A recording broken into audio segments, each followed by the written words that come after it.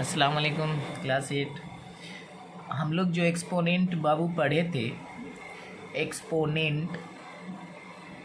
Exponent में video बनाकर मैं सेंड कर रहा था, नहीं हो पा रहा था, इस वजह से आप लोग को प्रॉब्लम हुआ है क्लास 8। तो देखिए एक्सपोनेंट में हम लोग सबसे पहले जानेंगे इस एक्सपोनेंट रूल को। जिस रूल में 2-3 रूल है इसको वो समझेंगे। पहला रूल जो है मल्टीप्लिकेशन रूल है। मल्टीप्लिकेशन रूल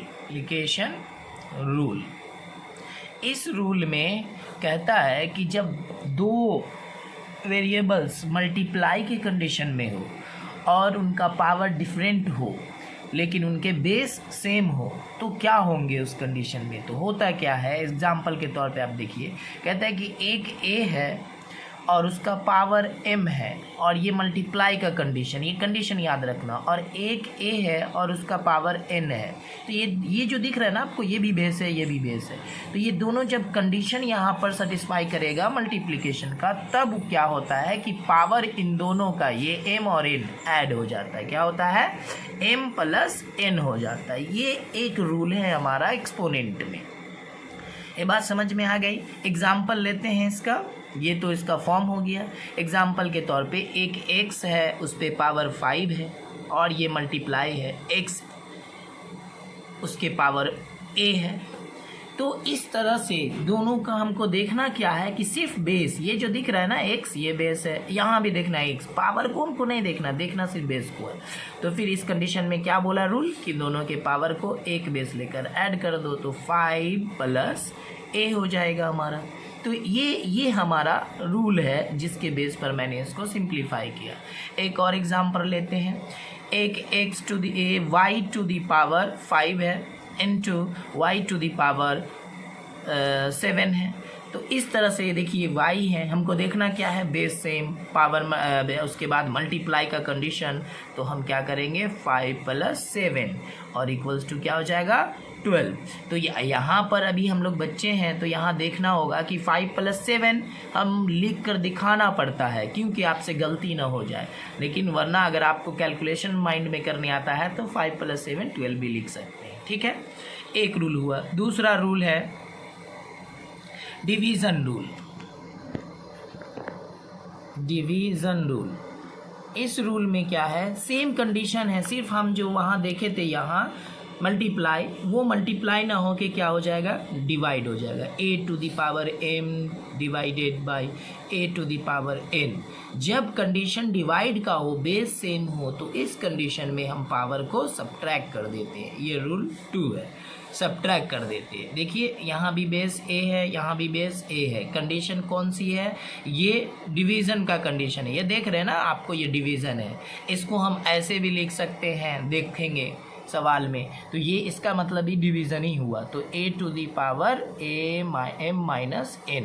तो ये हमारा जो फॉर्मूला बना, इसी से हम फिर एग्जाम्पल लेकर माइंड क्लियरिटी को दूर करते हैं। जैसे कि a टू दी पावर 5 है divided by a to the power 6 है। तो इस तरह से दोनों का बेस सेम है, डिवाइड में है, तो अकॉर्डिंग टू रूल क्या है कि पहले वाला माइनस नीचे वाला, तो इन दोनों को माइनस करने के बाद कितना बचता है, तो a -1, क्योंकि 6 का पावर साइन माइनस में है।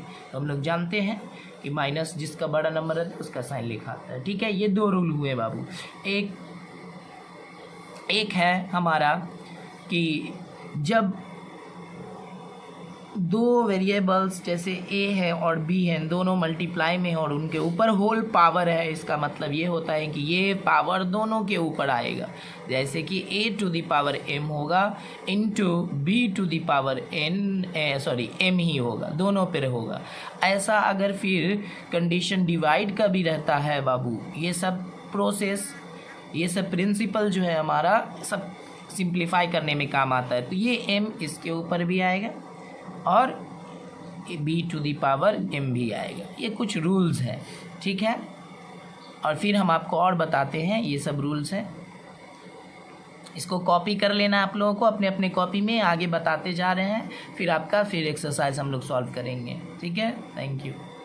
वो हम लोगों का कि जब आप जानिए कि जब किसी वेरिएबल्स के अगर उनका पावर 0 हो जाता है या किसी भी नंबर का उनका पावर अगर 0 हो जाता है तो उनका वैल्यू क्या होता है, 1 होता है। बहुत इंपॉर्टेंट है, इस बात को याद रखिएगा। एग्जाम्पल के तौर पे कि 1000 है, उनका वैल्यू क्या हो गया, 0 हो जा रहा है। 100 भी है, पावर अगर उनका 0 हो जा रहा है, 1000 उनका पावर 0 हो जा रहा है, तो ये इसका वैल्यू क्या हो जाएगा बेटा, 1 हो जाएगा। ठीक है।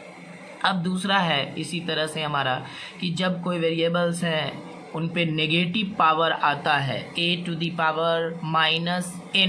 तो नेगेटिव साइन को हटाने के लिए रूल है कि ऊपर में फ्रैक्शन 1 देंगे, फ्रैक्शन में कन्वर्ट कर देंगे और ये नेगेटिव से पॉजिटिव में बदल जाएगा। तो 1 देते हैं और नीचे ये साइन हटाकर उसी तरह से a⁻n लिख देते हैं। तो यहाँ फ्रैक्शन में बदल दिए, पॉजिटिव लाने के लिए माइनस से प्लस में आ गया। एग्जाम्पल देखिए इसका, जैसे a⁻−1 है तो इसको हम पॉजिटिव में लाना चाहेंगे तो a⁻1 हो जाएगा।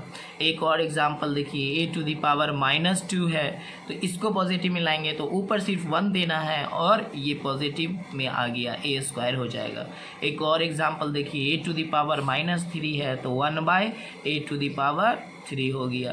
तो इस तरह से इसको सिंप्लीफाई में जब प्रॉब्लम आएगा तो उस तरह से हम इस तरह की कंडीशन को फेस करेंगे सिंप्लीफाई करने में। फिर और कुछ भी रूल्स हैं, जैसे कि जब इफ़ a⁻m है इक्वल्स टू a⁻n, जब इन दोनों के बेस सेम है, मैंने अभी पढ़ा था मल्टीप्लाई का कंडीशन हो तो पावर ऐड करते, लेकिन यहाँ इक्वल टू में है तो इक्वल टू में जब होंगे बेटा तो क्या हो जाएंगे, देन जब इक्वल टू में बेस सेम हो, इक्वल टू में हो तो इनके पावर भी सेम हो जाते हैं, देन m=n हो जाते हैं। क्या हो जाते हैं, n, m इक्वल, ये पावर m था ये n था तो ये दोनों इक्वल हो जाएंगे। एग्जाम्पल देखिए, जैसे 2⁻x है इक्वल्स टू 2⁻y है, तो देखिए ये बेस दोनों का सेम है ना, तो हम पावर को भी क्या बोल देंगे कि x = y। एक और एग्जांपल लेते हैं, a⁻5 है इक्वल्स टू a⁻x है, तो देखिए ये क्या है, हमारा बेस दोनों का सेम है तो क्या हो जाएगा, x = 5। तो ये एक एग्जांपल हो गया, एक एग्जांपल ये हो गया। अब इसी का y से वर्षा दूसरा हो जाता है। आप लोग कॉपी कर लीजिएगा, वीडियो को पॉज कर करके लिखिएगा अपने कॉपी में, क्योंकि चेक करूँगा मैं ये सब कॉपी। फिर इसी का वाइस वर्सा a⁻m हुआ इक्वल्स टू b⁻m हुआ, देन देखिए उसी का अपोजिट हो जाएगा, इस लॉ का अपोजिट हो जाएगा, देन a2 = b हो जाएगा। वहाँ बेस सेम था तो पावर सेम किया, और यहाँ क्या है, पावर सेम है तो बेस सेम हो जाएंगे, then a = b। Example, x⁻2 = y⁻2, तो क्या हो जाएंगे, दोनों का पावर सेम है तो बेस क्या हो जाएगा, x = y। समझ में आई बात, वेरी गुड। अब और इसमें कुछ है नहीं, एक और बात बता दे रहा हूँ कि रूट जो है, जैसे हमारा a² = 2 है तो रूट के बारे में नॉलेज रखिए कि जब रूट स्क्वायर जो है जब अपना साइड चेंज करता है तो वो रूट में बदल जाता है। जैसे कि ये इस स्क्वायर का साइड चेंज करेंगे, इस तरफ भेजेंगे, इस साइड राइट साइड भेजेंगे तो ये स्क्वायर जो है रूट में बदल जाएगा। किसमें, रूट में बदल जाएगा। वेरी इंपॉर्टेंट कॉन्सेप्ट, इसको अच्छा से समझिएगा कि जब भी स्क्वायर अपना साइड चेंज करता है तो रूट का शक्ल अपना लेता है।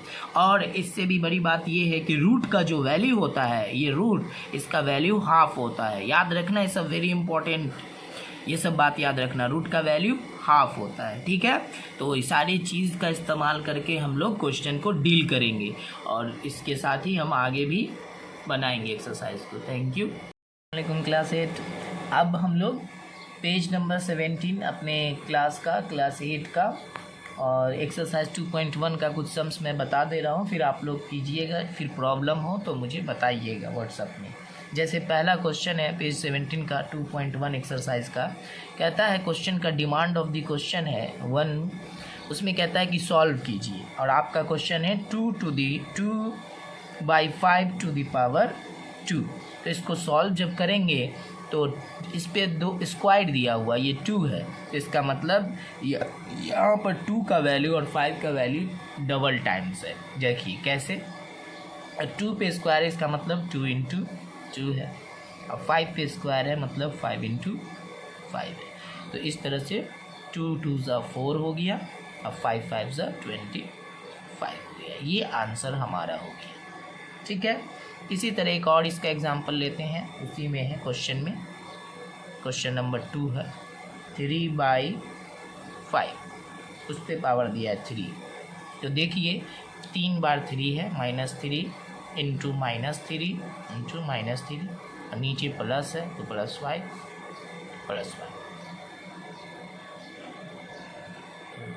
तो अब इसमें क्या है, माइनस माइनस माइनस। देखिए एक चीज़ हमेशा याद रखिएगा, जब पावर ऑड हो तो साइन माइनस का लिखा जाता है। क्यों? क्योंकि देखिए माइनस माइनस प्लस हो जाएगा, फिर प्लस माइनस माइनस हो जाएगा। तो यहाँ पर मल्टीप्लाई करेंगे पावर, तो पहले माइनस रहेगा, सॉरी पावर साइन को, उसके बाद 3 इंटू 3 कितना होगा 9, और 9 इंटू 3 27, तो -27/5 इंटू 5 25, 25 इंटू 5 125। तो ये हमारा आंसर हो जाएगा। और साइन में हमेशा याद रखिएगा, जब पावर ऑड हो तो साइन नेगेटिव ही रहता है, जब इवन होता है तो साइन ख़त्म हो जाता है। अगर यहाँ पर 4 रहता तो हमारा +81 हो जाता, 4 टाइम्स अगर 3 माइनस माइनस रहता तो। ठीक है, ये हो गया। अब दूसरा क्वेश्चन है हम लोगों का कि एक क्वेश्चन आपका पेज नंबर 18 में है, वो कहता है आपका क्वेश्चन नंबर 2 में कि इसको 1/32 को एक्सपोनेंट के फॉर्म में लाइए। तो एक्सपोनेंट के फॉर्म मतलब पावर वावर जो रूल सब बताए थे उन सब के फॉर्म में लाना है। तो देखिए सबसे पहले इस 32 का एलसीएम ले लीजिएगा, 3 16 2 8 2 4 2 2 2 1, तो कितना 2 हो गया, 1 2 3 4 5, तो 1/2 इंटू 2 इंटू 2 इंटू 2 इंटू 2। तो अब देखिए पहला रूल जो मल्टीप्लिकेशन रूल बताए थे ना, ये सब पे पावर 1 है, इस पे भी इस पे भी इस पे भी है, सब मल्टीप्लाई में है, तो क्या हो जाएगा, सबका पावर ऐड हो जाएगा। तो 1 + 1 + 1 + 1 + 1, 1 2 3 4 1 5, तो 5 हो गया। 1 + 1 तो आप लोग को पता है, 5 बार 1 को ऐड कीजिएगा तो कितना आएगा 5। तो ये हो गया एक्सपोनेंट फॉर्म। तो एक्सपोनेंट फॉर्म है तो इसको इस तरह से लिख सकते हैं 1/2 to the power 5। ये हमारा आंसर हो गया। अब आगे आप लोग इसी तरह सबका एलसीएम ले लेके निकालिएगा।